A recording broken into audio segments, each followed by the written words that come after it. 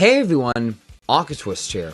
I wanted to cover a non-gaming topic today, which I haven't done since I rebooted the channel a couple years ago. Unlike millions of my generation, Gen Z, I never grew up with anime. Sure, I dabble with watching the Pokemon X and Y anime, and random episodes of Beyblade when they aired on Cartoon Network, but I didn't get to watch Naruto or One Piece growing up. I watched all of Dragon Ball and Dragon Ball Z, but that was at the end of high school, so I don't really count that. So the first anime I got to watch all the way through as it aired was My Hero Academia. After catching up to season 3 during my freshman year of college, I've watched every season as it aired up until now.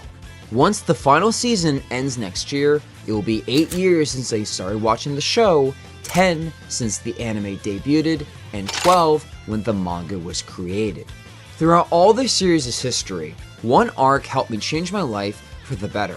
One arc gave me exactly what I needed at one of the most difficult points of my life. Season 6, Part 2, The Dark Hero Arc. So in honor of the final season of My Hero, I wanted to share why this is my favorite anime arc of all time.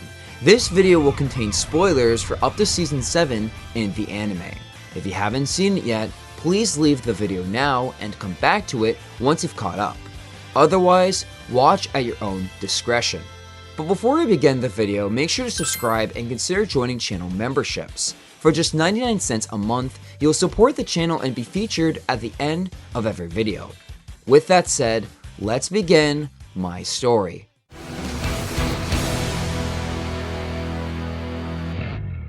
Before I talk about Season 6, let me give you context with how I got into the show.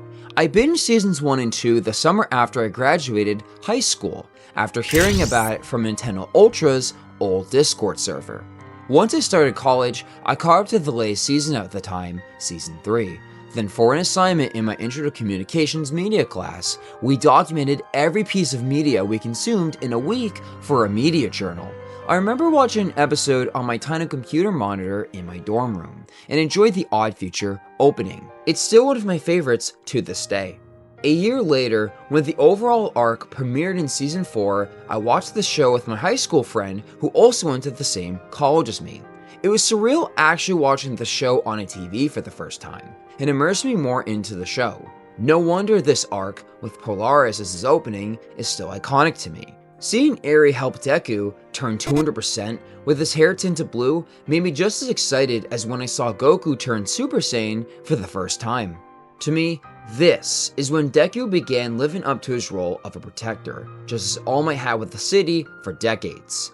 It reminded me of the importance of fighting for what you believe is right, a moral value I've held my entire life. And while the following arcs were less exciting, little did I know that they would be the calm before the storm, before the anime reached new heights for me.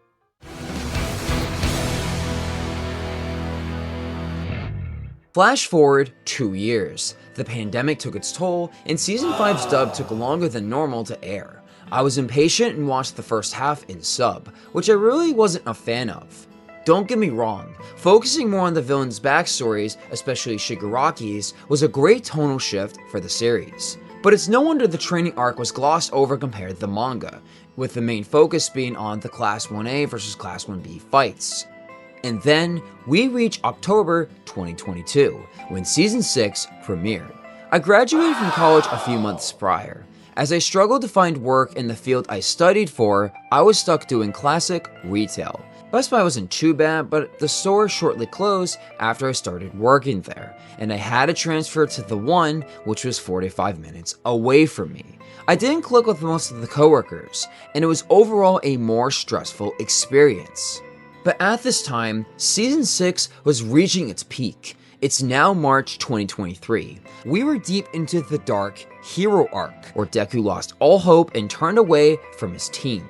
Every episode opened with Boku no Hero, easily my favorite anime opening of all time. It perfectly captures that depressing rock bottom feeling, but with a spark which shows you can climb back even higher. Deku being on the edge of a building reminds me of Batman, bringing me back to the older days of the Christopher Nolan films and the Arkham games. They both look off to the distance, only to find ruin and despair in their crumbling cities. In Deku's brief journey as a vigilante, we see him with a raspier tone, only talking to his comrades when absolutely necessary. Deku is a far cry from his optimistic, hopeful self we've seen throughout the series up to this point. After being in the vestige world of One For All's previous users, Deku discovers the burden he has to face, as All For One will try to steal his quirk once and for all. Being the 9th and final user of the quirk, Deku must end One For All's reigns and maintain his predecessor's legacy. Even worse, he is posed with an existential question. Is he prepared to end the life of Tomura Shigaraki? Being overwhelmed with this information, Deku truly realizes he is a threat to the rest of Class 1A, abandoning them entirely. Deku pushes himself to his limits, ignorant of the importance of asking others for help.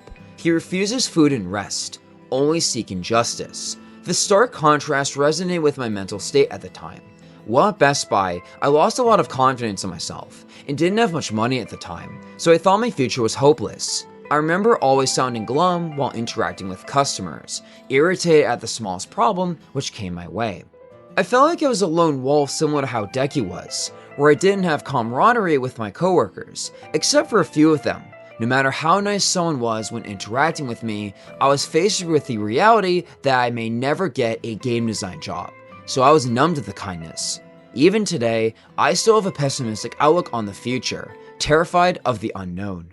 I keep hearing people say, I wish I was a kid again, and that's not the case for me. To me, it's never, I wish I was a kid again, but rather, I wish I had hope again. And I felt this way since I graduated college over 3 years ago. But going back to the arc, Deku's struggle to keep fighting by himself worsened. Being targeted by Lady Nagant on behalf of All For One didn't make things any easier.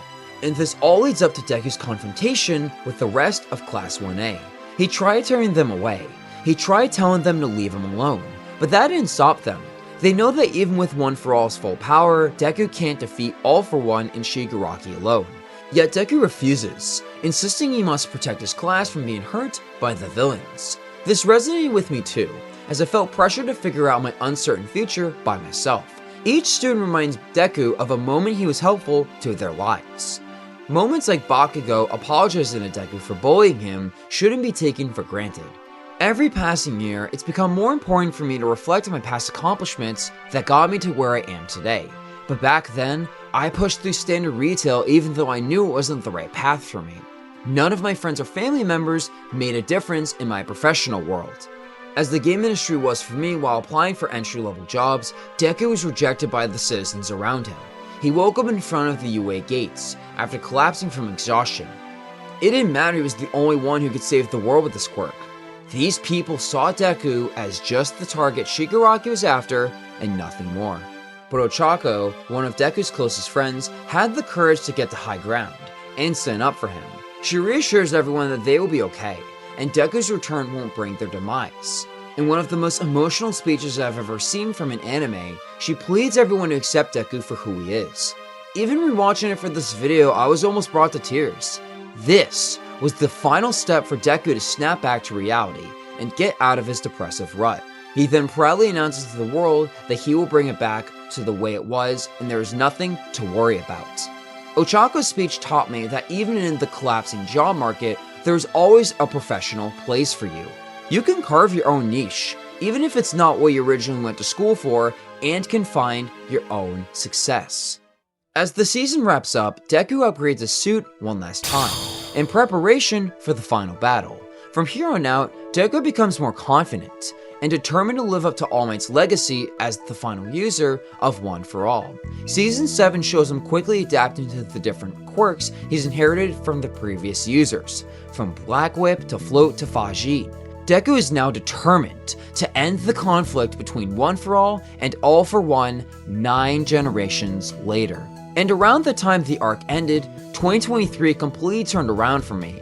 I last minute decided to go to PAX East, where I met Xeon, formerly from Nintendo Life. We both attended a limited run games panel, and at the end, I went up to Xeon and asked how I could be involved with gaming as a career path like he was. And I'll never forget when he boiled it all down to, do what makes you happy. It was this anime arc, combined with Xeon's motivating words, that brought me to where I am today. Soon after, I found a job opening for teaching a summer game development program, and I immediately got hired. It's been running for 3 summers in a row to great success for the organization I work for. I've also rebooted my YouTube channel, where I found an outlet to share my UI design knowledge and experience to talk about my favorite games. I'm part of a community of people who I now consider some of my greatest friends. I'm the fittest I've ever been too, with eating healthier and working out at the gym. And for the first time in my life, I feel that I'm not afraid anymore!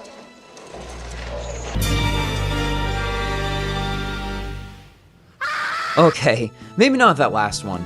Regardless, I'm in a much better place than I was 2.5 years ago. I have now gone beyond a disposable retail employee to a mentor who can help others in their lives. As Ida told Deku, helping others without asking is the true essence of being a hero. And thanks to the Dark Hero arc, I feel like I can finally live up to those words. And I couldn't have done it without the Dark Hero arc.